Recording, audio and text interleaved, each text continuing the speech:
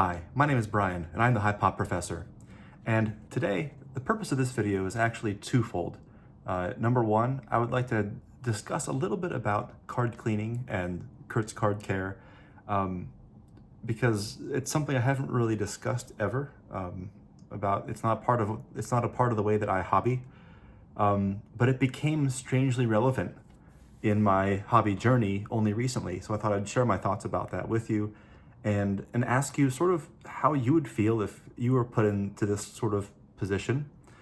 And the second thing I'd like to talk about in this video is just a short channel announcement I'd like to make. And so let's go in and start talking about card cleaning and Kurt's card care. So, having gotten back in the hobby, and you see these ads for these products that show up on Facebook, Kurt's card care and cleaning kits, and you see these before and afters, and people have been altering and doctoring their cards and adding color. They've been doing this for decades. Nothing is new about this. But since the hobby got really big after the pandemic, and specifically a product like Kurt's, sort of caught on and became really popular, I think it's been put more in the mainstream. It's on everyone's radar more, I think, now than it probably has been in the past. And so, I don't know, I don't even know what comes in these kits. I don't know what the juice is. I don't know what the tools are, but there's a significant enough portion of the hobby that is apparently okay enough with this that, it becomes a relevant player. And at some point, you can't ignore it forever. And at some point, even if you're not, looking down those alleys, at some point you're going to encounter this if you are collecting and buying slabbed cards, regardless of if you're looking for this or not. And so this recently happened for me. I was a few months ago, I posted some videos about Grail cards I was looking for, and the ridiculous fortune I had in locating these within about a week of posting that video. Pretty crazy. So now I was already nervous a little bit doing transactions. These are some of the very first transactions I'd ever done via Facebook, because almost everything else I would buy or sell would be via eBay. And there's quite a bit of eBay protections that are built in when you buy off of that platform. But anyway, so I went ahead and paid the extra goods and services fee for my own peace of mind for both of those cards transactions. Glad I did. And they both went off without a hitch. So great. People were vouching for these sellers. They knew them well. Fantastic. And couldn't have been a smoother transaction, either of them. And then the other day, I was scrolling through Facebook, and I get those targeted ads, and one of those targeted ads, of course, is for Kurt's Card Care, and I had to just see what some of the comments were, and of course some of the comments are as you would expect. Some of them say, "Oh, great product," and others are saying, "Oh, this is a terrible product, and this is awful to do, and you shouldn't," and Kurt himself is replying to these comments as well, and then I just happened to see a familiar-looking name commenting on the Kurt's Card Care product, saying how wonderful it is and how they've gotten many tens because of it from PSA and presumably maybe other companies, I don't know. And the name that popped up happened to be one of the people who sold me this Grail card of mine. And I thought, oh, interesting. I don't know how I'm supposed to feel about that. Let me think about that for a while. And it was funny because I thought about it. And I felt like I was supposed to be upset by that, or supposed to be disturbed about finding that out. But then the more I thought about it,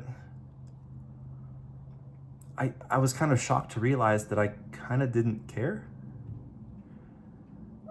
And it sort of goes back to, if you if there's nothing to see there, well, first of all, I don't even know if this person happened to use any product on the card I bought. It was already in a slab. In fact, both of my Grail cards I got were already in the slab. If the company, Beckett or PSA, couldn't detect anything, if they couldn't detect, the experts couldn't detect any foul play, whether it was used or not, they couldn't tell. It's kind of like if you can't see anything, if there's nothing present that makes it seem not as it should seem, that's kind of the point, right? If you can't tell either way, does it matter? Does it matter to me that I own a car? And I'm thinking about this too, like if there isn't any residue or any hint of foul play with the use of a product like this, well, I then have to wonder, well, with a significant enough percentage of the hobby, modern hobby, okay with this sort of alteration or doctoring of cards, and with it being so tough to detect, whether it's PSA or Beckett or SGC or anyone, you know, how many cards do I have in my collection that have Kurt's juice on them? I mean, I would like to think zero, right? But I'm not naive. I'm a realist. I also work with numbers. And I understand that as a percentage, look, if, you know, any card that I purchase, whether it's graded or ungraded, if I purchase something through an eBay auction, and it's one of the big consigners, if it's DC Sports 87, if it's Four Sharp Corners, Probstein, anything like that, that's consigned to them, I have no way of knowing if an ungraded card has been given that treatment. I have no idea if a graded card has slipped through and, you know, avoided detection. There's just no way for me to know. Again, I'd like to think I have zero, but, you know, altered cards or doctored cards in my collection, but I can't really be that naive. Again, play the numbers. How many of these big time graders who are in the hobby now, and yeah, a lot of them might play in the ultra modern space, I get that, but not all of them do.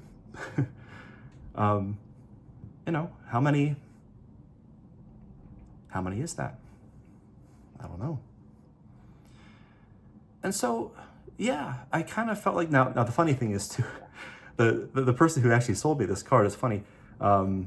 They told me they actually had two of them and that they were keeping the other one because it was a PSA 10. And so it's kind of funny because neither of the Grails that I got were graded higher than an 8 or an 8.5. So I kind of feel like that almost works in my favor. Like if it were, you know, it's like, gosh, if they're trying to alter something to bring the grade up, the whole point of using a product like this is to get the high grade. And then I was thinking about it even further, and I was thinking, okay, well, you know, what if, as a thought exercise, well, what if you use some of this stuff, but you disclose to the buyer, like, hey, just to let you know, this has the special polish, the whatever on the thing, the cleaner, and it was buffed, shiny or whatever. I don't even know what it is. But if you disclose to the seller, is that okay? And you don't have to think about it very long before it comes to the conclusion that no, even that's actually really bad, for a bunch of reasons. I mean, the only reason that people really do this, if we're being honest with ourselves, I mean, people can say all they want that they're cleaning it to, like, oh, I want my cards to be so shiny and clean and pop, and it's like, yeah, you can say that, but we all know that it's to try to get higher grades and to try to pull one over on somebody and make a profit because of the 10 premium is too high to ignore. And as long as that 10 premium, the 10 tax is there and very real, and the value multiplier is a real thing that happens, you're going to have the incentive for people to go chasing those 10s. And when they can't chase them, they will manufacture them artificially. This is it. So, you know, we live in a world where this is a reality. And so until that 10 tax starts to go, I'm not sure it ever will change, but this is where we are. But the issue is, you can't really just disclose that the card's been cleaned. So presumably you're cleaning it to get a high grade. Let's say you listed a beautiful PSA 10 and in your public auction on eBay, you're saying, oh yeah, here's a card, I just got it back from PSA. I did use the juice on it and it's, but it's looking great. Came back with a 10. It's like, yeah, but you just claimed that and now PSA is going to go ahead and deactivate your certification number. So it'll be deactivated. Now the card's toxic.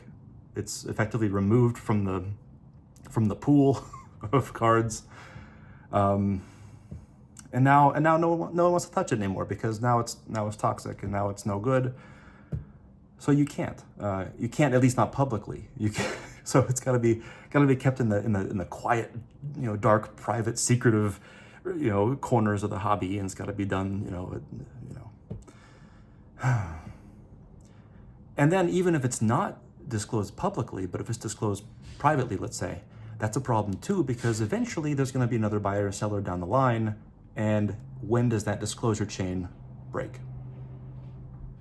And so what I mean by that is when you have a buyer disclose to the seller, say, hey, this card has been cleaned, has been altered, whatever you might want to say, and then the buyer now knows this, well, it might be years, might be decades before this card changes hands again and goes on to a new a new buyer wants to acquire it. And maybe that new seller also discloses to the new buyer. But at some point down the chain of transactions, the chain of ownership, at some point, someone's not going to either know, or someone's going to pass away and their spouse or their estate is going to find these and try to list them for sale. And they're not going to know. They're not going to know, even if there's a notation on there that says, hey, has had polish applied, around this date. They're not going to understand what that is. They're not going to know to disclose that. And so it's going to get lost. At some point, the chain will break, and probably not after that many transactions, if we're honest, especially when there's a financial incentive to ensure that this communication breaks down. So all this kind of leads me to believe that, yeah, it's a tricky, complex situation. If anything, I feel a little bit better that I tend to be targeting PSA 9s and 8s as opposed to the 10s. I understand people collect different ways. There's not a wrong way to collect. The 10 market is not for me. Very high grade vintage for the same reason also would not be for me. For me, it just exposes to too much risk and too much opportunity for people in the hobby to try to take advantage by applying products like this, getting those artificial grades, and making that kind of a crazy profit from that. So it's just not something, I don't know. It's something to watch out for, and something that I wouldn't want to expose that degree of risk to me personally when collecting. Okay, so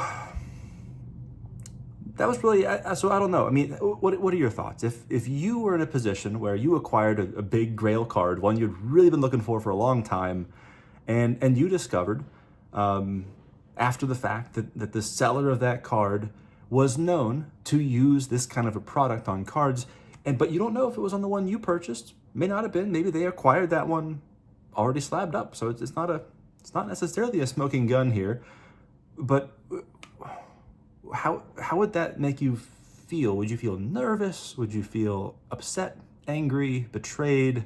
Would you not care? Would you? I don't know. I'm kind of multiple minds about it, and I'm just curious to throw this out there, and maybe in the comments if you have experiences with this kind of a situation, what was that about? What was that like? And just curious to hear about that. Okay, so moving on to the second part of this video is just a quick little channel update, channel announcement. Nothing too huge here, but this is my 6 months of now being on YouTube. This is it. I've been there for 6 months putting out videos, basically a video a week, sometimes two. I was able to up my rate of output during the summer months. I'm a teacher, and so when I'm not teaching, I have more time for the videos. But getting started back in the school year. I was starting at a brand new school and starting with a brand new set of systems to learn about, new curriculum I was unfamiliar with, things like that. And so I haven't had as much time. And another bigger thing, which is going to impact the channel here, is that our family is going to be moving. And so this background you see here will no longer, at some point in the next month, it will change. It will be different.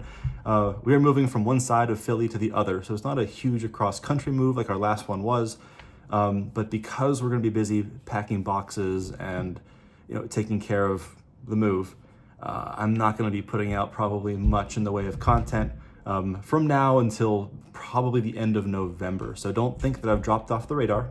I'm still here. I'm still enjoying the hobby. Still going to be making content.